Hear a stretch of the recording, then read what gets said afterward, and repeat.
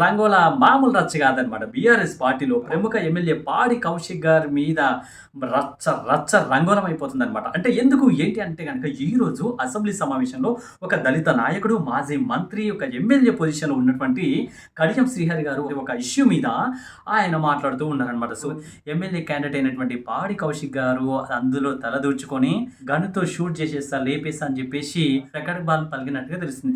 అయితే ఒక రకంగా చెప్పుకోవాలంటే ఇది సభ మర్యాద కాదు. ఒక సభను నడిపేటప్పుడు అందులో ఒక హుందాగా నడపాలి. అన్‌పార్లమెంటరీ లాంగ్వేజెస్ కూడా పదాలు కూడా యూజ్ చేయొద్దు కదా! సో, అయితే మరి ఏంటి ఈ తీరేంటి అని చెప్పేసి తమ సొంత పార్టీ నాయకులే తలలు దించుకుంటూ ఉన్నారనమాట. Oh my God! ఏం కాదు పాడి కౌశిక్ గారు ఇలా ప్రవర్తించినందుకు అసెంబ్లీ నుంచి 2 రోజులు అసెంబ్లీకి రావద్దని చెప్పేసి సస్పెన్షన్ వేటు వేయడం జరిగిందనమాట.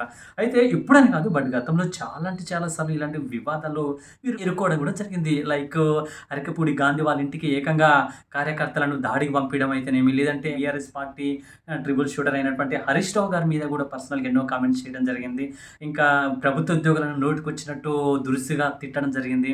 ఇంకా కార్యకర్తలను కూడా ఏది నోటికొస్తే అది మాట్లాడడం జరిగింది. సమ్మక్క సారక్క జాతరలో కూడా అంతా హల్చల్ లేపడం జరిగింది. ఇలా ఒక్కటంటే ఒక్కటి కాదండి. చాలా అంటే చాలా విషయాలలో, చాలా సందర్భాలలో కూడా గతంలో వివాదాల్లో చిక్కుకొని వివాదాలకు కేంద్ర బిందువుగా మారినటువంటి పాడి కౌశిక్ గారి గురించి పార్టీ వాళ్ళు కూడా గుసగుస అనుకుంటున్నారనమాట.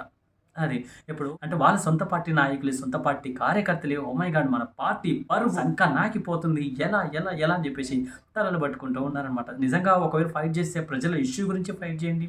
ప్రజల సమస్యల గురించి గట్టిగా పోరాడండి. ఇట్లా నోటికి ఏది పడితే అది మాట్లాడడం సమంజసం కాదని చెప్పేసి ప్రజల యొక్క అభిప్రాయం అనమాట. సో, దీనిపై మీ కామెంట్స్ ఏంటనేది కామెంట్ సెక్షన్‌లో కామెంట్ చేయండి. Anyway thank you so much వింటున్న లిజనర్స్ అందరికీ అప్డేట్స్‌తో మళ్ళీ కలుద్దాం. అందరికీ నమస్తే, టాటా, బాయ్.